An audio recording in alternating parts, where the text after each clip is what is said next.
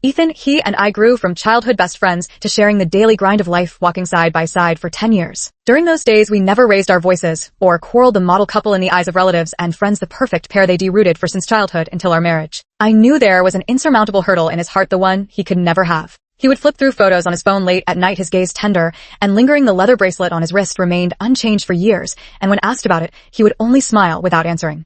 He thought he was hiding it well, so I pretended not to know. What's wrong with that? It's not like he didn't love me. On the day of our wedding, we were both in an accident. The blood-red sky was the last image in my consciousness. And now he has been reborn coincidentally. So have I this time. I don't want to pretend anymore. One laughter spilled from the room. Through the slightly ajar door, I could see Ethan sitting in the center, drinking. A leather bracelet dangled from his raised wrist. When my gaze landed on that brand new bracelet, my breath quickened. Oh, this bracelet was a farewell gift from that junior girl in the project, wasn't it? Our young master Ethan is so thoughtful, still keeping it after all this time. Speaking of which, that junior girl's 1-year overseas exchange program is about to end soon. My fingers clutched tightly at the hem of my clothes. After a moment of silence, the man's gentle voice came through.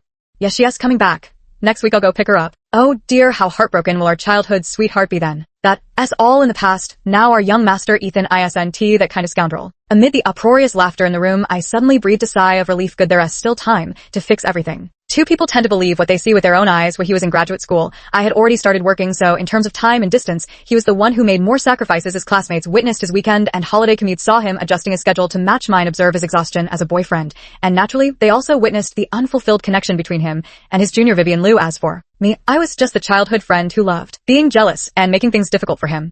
To be honest, I did think about giving up at the time. I had just joined a new company, and my boss assigned me to a 1-year project in another state to help me get up to speed quickly. Ethan was in his 2nd year of graduate school, and couldn't he possibly leave to accompany me? When we parted, I cried uncontrollably. He wiped away my tears, cupped my face, and promised he would visit me often. Chloe's song, stop watching so many rom-coms, no new guy could ever win against me. After that, I received messages from him every day. His desire to share never faded. I just didn't know that during that same year, he was sharing the same messages with someone else. Vivian Liu was his junior in the same major. At first I didn't pay much attention, but then he started mentioning Vivian in every other sentence, began delaying our video calls to play Call of Duty with her, and even giggled at his phone while visiting me. When I finally realized something was off.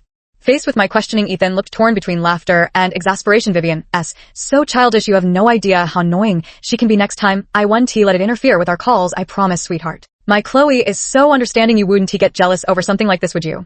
It's not just me. Shuaba and Lao Lu play with us too. Next time I'll bring you along. After that, he also took me to play games with his team. As a complete novice, I was a mess and had no idea what to do. Ethan just had me pick the simplest character to follow him, and for the rest of the time, aside from joking with the others, he didn't spare a single word for me. After one round, I clicked to leave the team. He called to ask why, and I just said I didn't want to hold them back. On the other end of the line, he chuckled. It's just a casual match with friends, Vivian, and the others don't mind at all. Ethan's explanation didn't make me feel better. It only made me more embarrassed. That one round of gaming seemed to draw a clear line between me and Ethan's circle. I wondered if it was time to let go. When Ethan realized what I was thinking, he fell silent. For a long time on a snowy day, I listened to his breathing as I walked 3 whole blocks. Just before my phone's battery warning went off, he finally spoke. Chloe, even if we have to part ways, let us wait until you come back to talk face to face, okay? At that moment, tears instantly flooded my eyes as I listened to his panicked attempts to comfort me over the phone. I knew he couldn't bear to let me go. I began doubting myself, wondering if I was being overly sensitive. After completing my 1-year assignment abroad, I returned to the company with impressive results. Our boss was very satisfied with the quality of our batch of new hires, and soon a new round of work was assigned. It truly proved the saying, where do bosses get their conscience from? Just returned and busy every day. He didn't have much news either. This kind of push and pull consumed too much emotion, and I thought we ultimately couldn't escape the fate of fading into mundanity. By the time I finally met Ethan, it was already early summer. I wore a newly bought dress and loafers to the appointment. Since it was a farewell, we should at least part with dignity. The moment we met, I saw the astonishment in his eyes. He didn't remain silent for as long as that day, nor did he even give me a chance to speak. Chloe Song, you are my best choice. I will stay with you for a lifetime.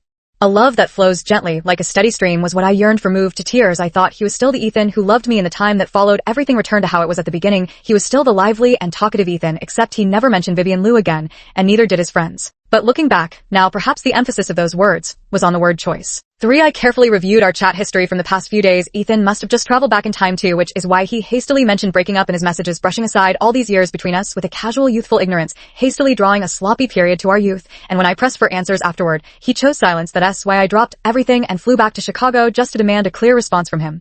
That's why I waited for him at the school gate and followed him all the way here only to hear these words. I turned and left the bar, deleting his contact and blocking his number in one swift motion. I wouldn't say I hated him, but I was furious back then. I had loved so fiercely that I abandoned everything just for an answer. I shudder to think what my younger self might have done in this situation. Thankfully, it was me who came back. Thankfully, there was still time to fix everything. Breaking up is a bad thing after all, especially when the ending is this ugly.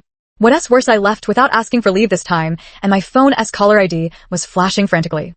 Trembling, I answered the call, hastily explaining myself, nodding and bowing, cowering proof that workers truly have no rights. Sitting alone in the airport at that moment, I suddenly laughed out loud. The good thing is I no longer feel sad after growing up together for so many years. I inevitably received news about Ethan. Those familiar and unfamiliar would all come to probe indirectly, but in the end it was all just size thanks to my earnest efforts. The on-site training ended ahead of schedule, and I returned to the city before the snow fell. The class monitor was warm-hearted and cautiously asked after learning about my situation. "So are you still coming to the class reunion?" "Of course." "Great, great. It's mainly because Ms. Williams is getting older, and if we don't gather soon, I'm afraid." We were the last class taught by Ms. Williams. The elderly lady was a very open-minded English teacher, and all the students in our class adored her. After finalizing the time with the monitor, I immediately went to ask my boss for leave. Leo Zhou sat in his genuine leather executive chair, flicking the ashes from his e-cigarette between two fingers, truly a Scrooge, even in appearance. "Taking leave again, which, wild man, are you going to meet this time?"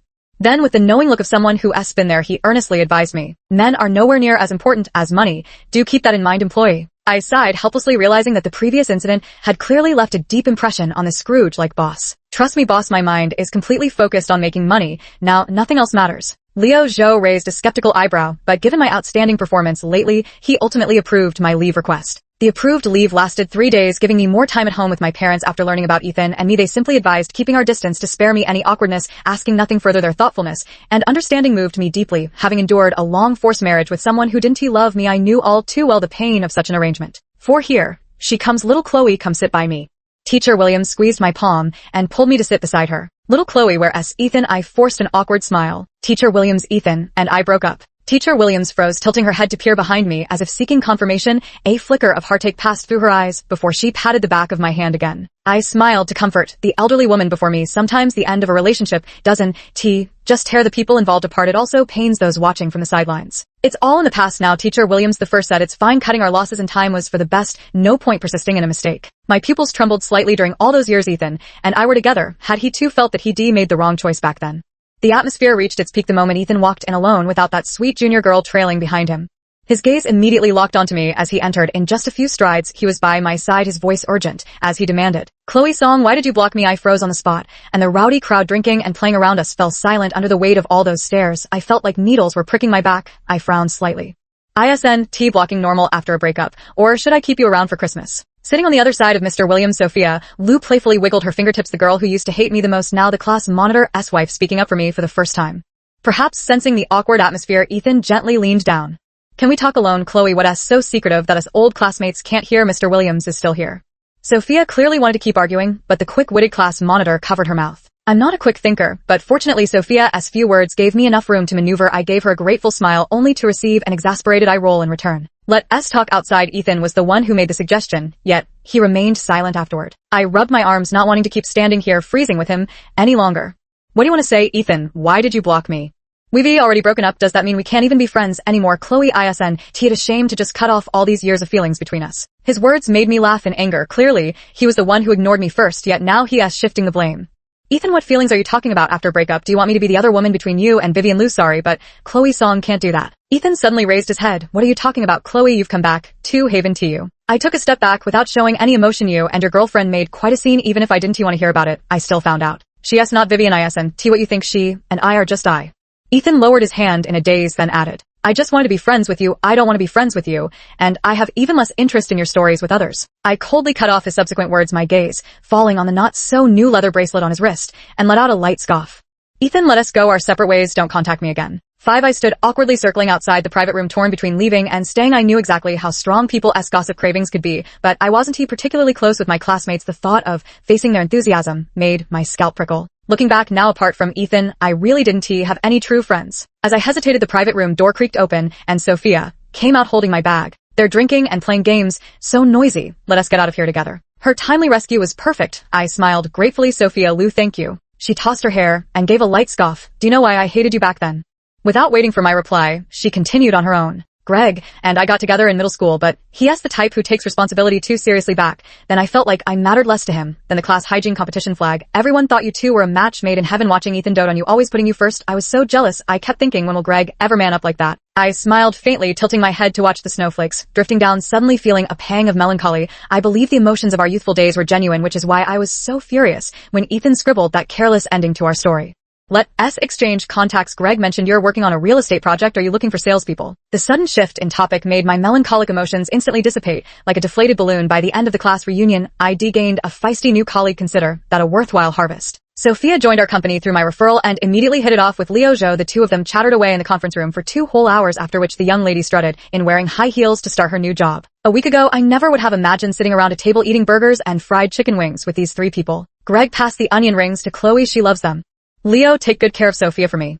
No problem, I said, chewing on my straw as I watched the 3 of them order and chat, finding the whole scene rather bizarre. What are you spacing out for? Eat up, we're splitting the bill today, so order as much as you want. Leo Zhou nudged my dazed self with his elbow. I blinked at him in confusion, and he shook his head with a mix of exasperation and amusement. What's wrong? Cat got your tongue. How come you're so familiar with my class monitor? I was his direct senior in college. Then what about you and Sophia? Met her ages ago, just didn't expect. She DB job hunting. See, this is how social circles work. Names alone mean nothing, but start talking and everyone is connected. Boss, don't you work overtime every day? Don't tell me you've just been slacking off networking.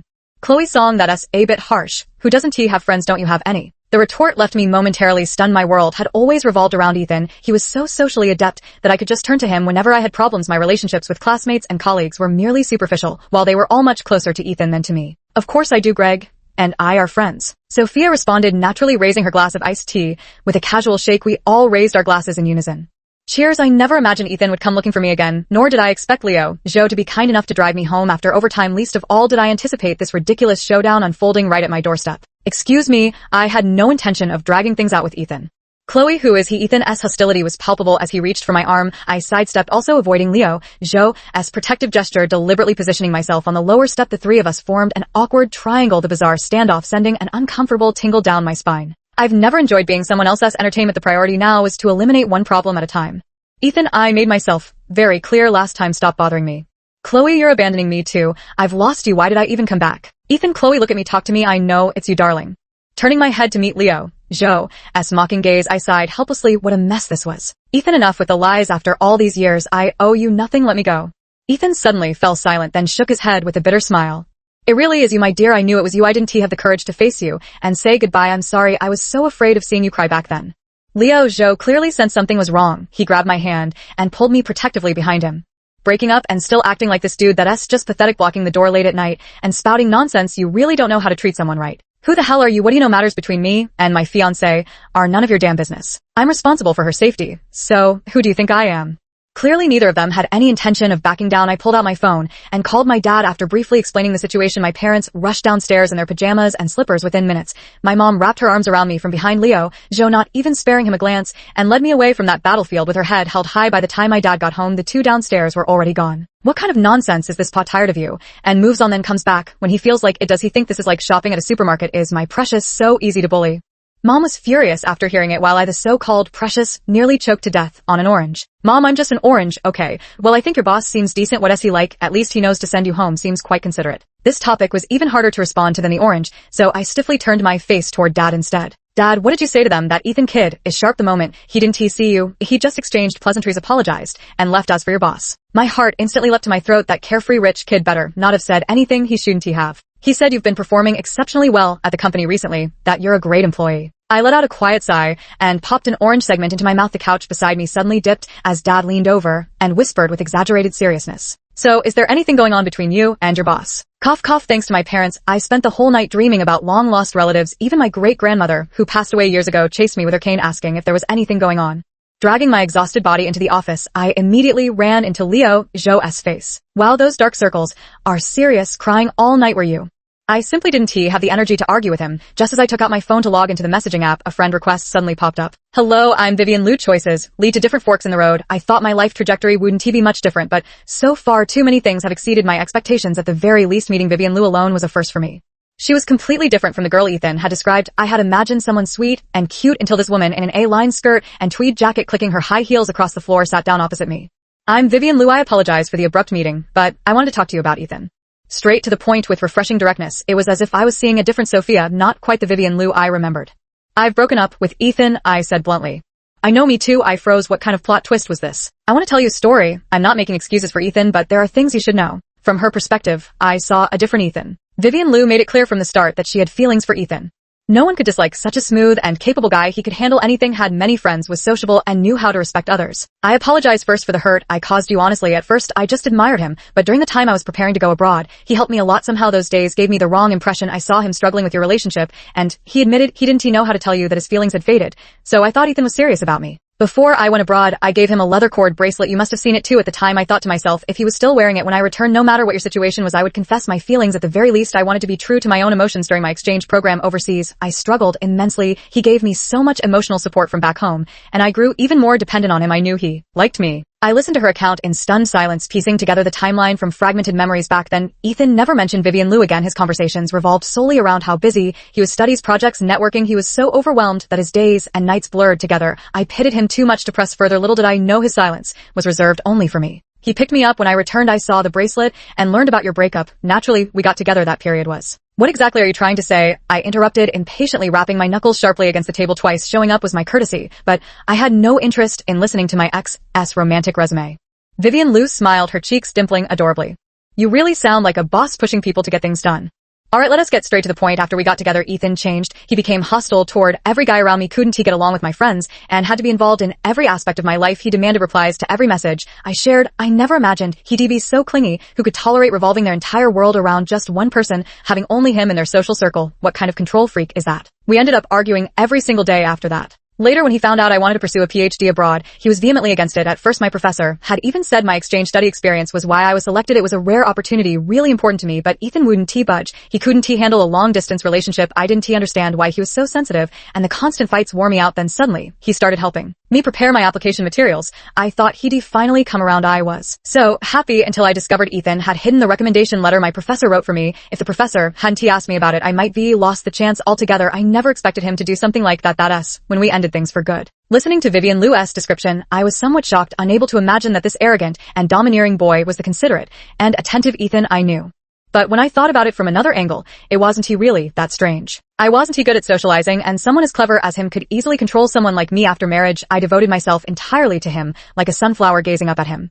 The reason Ethan returned to me in my previous life was probably because Vivian Liu had gone abroad. In this lifetime, Ethan thought he could keep Vivian Liu through emotions, but nothing changed in the end. How laughable, going around in such a big circle only to achieve nothing. 8. Vivian Liu and I became social media friends with zero interaction. Starting from her liking my landscape photos, there was no vengeful outcome, and Sophia even mocked me for being a saint, forgiving anyone and everyone. I shook my head with a smile. Compared to the harm Ethan caused, Vivian Liu's was too light. She wasn't innocent, but neither was she unforgivably guilty. I didn't dislike her, but I wouldn't deepen our connection either. Life is too beautiful. Unrelated people don't deserve a share of my energy.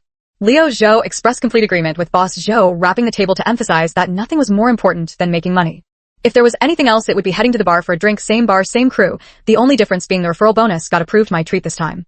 Greg S. on his way. Let us start drinking without waiting for him. Next time, maybe we should pick a spot closer to the squad leader. It's fine, there are 3 of us, and only one of him. Even if we vote, we still win. Sophia said it matter-of-factly, and Scrooge nodded in agreement. I cleared my throat and grinned slyly. Not so fast, brother. Leo has a car with him around. The 3 of us can go anywhere conveniently, and we'll be closer to the class monitor. Sophia, it'll also be easier for you to get home. Across the table, Liu Zhou raised an eyebrow and rapped the table twice with his knuckles. Please don't exploit the boss. In reverse, remember your position. Sophia covered her mouth with a sly grin. Then why don't we just change positions? I froze for a moment before realizing what she meant. Instantly, so embarrassed, I could dig a hole with my toes. I raised my hand and pinched Sophia's forearm hard. Sophia Liu, if you keep this up, I'll tell the class monitor about your past. Ouch, baby, keep your voice down. What was it before? Liu Zhou leaned across the table, like a wolf catching the scent of prey. Sophia's cheeks instantly flushed crimson as she pretended to be furious. Shoo, it's girl talk, none of your business. Tell me I won. Tell Greg, outmaneuvered by the smooth-talking Scrooge. Sophia redirected her fire toward me. Getting worse by the day now. You're even learning to threaten people. I innocently stuck out my tongue after a round of playful drinking and banter. When it was time to part, Sophia pushed me toward Liu Zhou.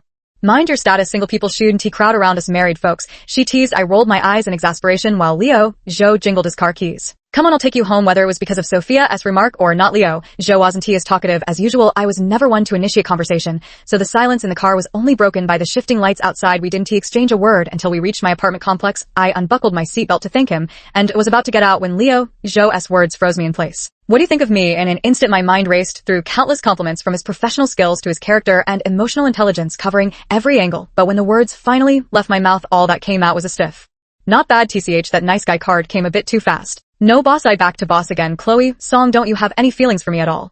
I didn't know how to respond, so I stayed silent. Is it because of your ex? No, let me rephrase, what do you feel about me now, or how do you feel about relationships in general? I don't want to wait, and I hate drawn-out ambiguity. I took a deep breath and slowly exhaled. Leo, the first once trapped myself beside one person like a frog at the bottom of a well staring at the same moon every day, but later I left that well, met other friends, and saw many different landscapes. I hated him, and I forgave him. I used to think it was his indecisiveness that led to the failure of my feelings, but later I realized the one who drew the prison around myself was me, whether emotionally or socially. I only wanted to rely on him. I can't deny that relationship. I don't even want to call it a failure, though it ended badly. My efforts and feelings were real. I haven't thought about future relationships yet. Right now I'm learning to rely on myself and become a better person. Speaking of which, I should thank you, Sophia, and our class president. These are all things you've taught me. Is this what you'd call a love-struck fool finally coming to her senses? I burst out laughing after years of being love-struck. This is nothing short of a medical miracle, Leo. Would I have had a chance if you'd woken up later? Hey, if I could time travel back to high school, would transferring schools immediately still be in time?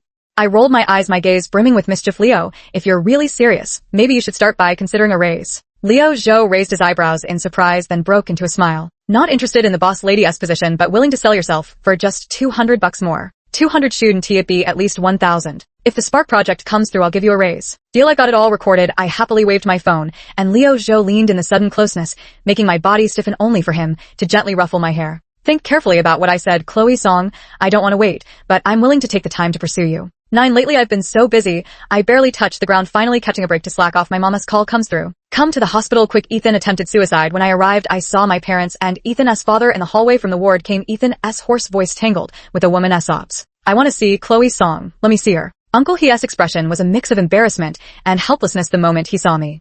I'm truly sorry, Chloe. Ethan has been in a very bad state emotionally lately. This morning when his mother and I found him after his suicide attempt, he has probably been under too much pressure recently. Don't worry too much, Uncle. The doctors are taking care of him. Mom took the initiative to step forward and put her arm around my shoulders, whispering to me, don't worry, I'll just go in with you for a quick look and then leave. That call from old he came too suddenly. Your aunt, he has always doted on her son, and if we don't come this time, your dad and I are afraid they might approach you alone again. My parents' actions were so thoughtful that I gently patted the back of Mom's hand. I know the moment I stepped into the hospital room, Ethan's bloodshot eyes locked onto me with an intensity 1D never seen before, his gaze brimming with unmistakable malice. Chloe Song, I know what went wrong only by dying together. Can we go back? My father's face darkened instantly as he snapped coldly, Ethan, what nonsense are you talking about? Could this just be a dream, Chloe? Maybe we're just dreaming. If we die together, we'll wake up back at our wedding, or before we ever separated. As he spoke, he leaned forward again to grab my hand, heedless of the needle being torn out. My mother immediately shielded me behind her while my aunt nearly fainted from crying. It took both Uncle He and my father working together to pin him back onto the hospital bed. Why hasn't anything changed after starting over? Wasn't I good to her? Why have I ended up with nothing if nothing can be changed? Why was I sent back? Chloe, I lost you. I chose you. I chose you. Ethan's hysterical state terrified me. I had never imagined his emotional obsession ran so deep. Dad pressed the emergency call button and doctors and nurses rushed in to intervene. Mom wrapped her arm around my shoulders and led me out. Glancing back, I saw Ethan's handsome face twisted in despair, sending an involuntary shiver down my spine.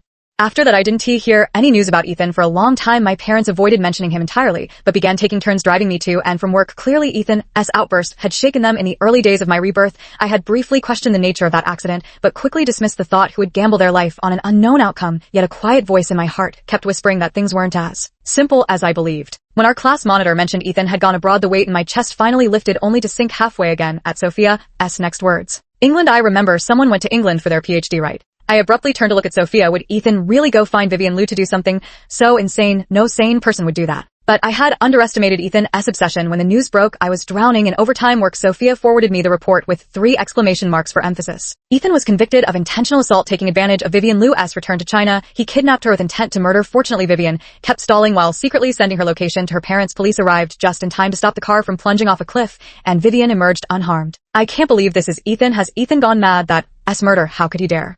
Yes, I'd very much like to ask him how he dared to. If I hadn't taken precautions and warned Vivian Liu, there might have been 2 lives lost. Now, thinking back to the accident at our wedding, I don't dare dwell on it further. The more I think, the more horrifying it becomes. When he contacted me, I agreed to meet him once. In prison, he looked much more haggard. The madness in his eyes had faded considerably, and within those turbid pupils lingered a trace of regret. Long time no see. People tend to believe what they see with their own eyes. When he was in graduate school, I had already started working, so in terms of time and distance, he was the one who gave more. His classmates witnessed his weekend and holiday commutes, witnessed him adjusting his schedule to match mine, witnessed his exhaustion as a boyfriend, and naturally, they also witnessed his ill-fated relationship with Vivian Liu, his junior. As for me, I was just a childhood friend who loved to be jealous and make things difficult for him.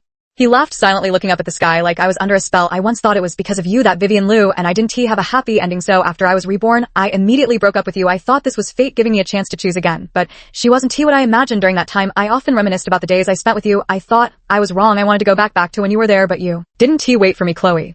No one stays in the same place forever, Ethan. Ethan chuckled softly, his gentle smile sending chills down my spine. But you would always wait for me, Chloe. I know how much you love me. I thought this time would be the same. I closed my eyes. In my past life, my tolerance and forbearance gave Ethan chances, but all that is over now. Ethan, was the wedding accident you're doing. Don't think so lowly of me, Chloe. I never meant to hurt you.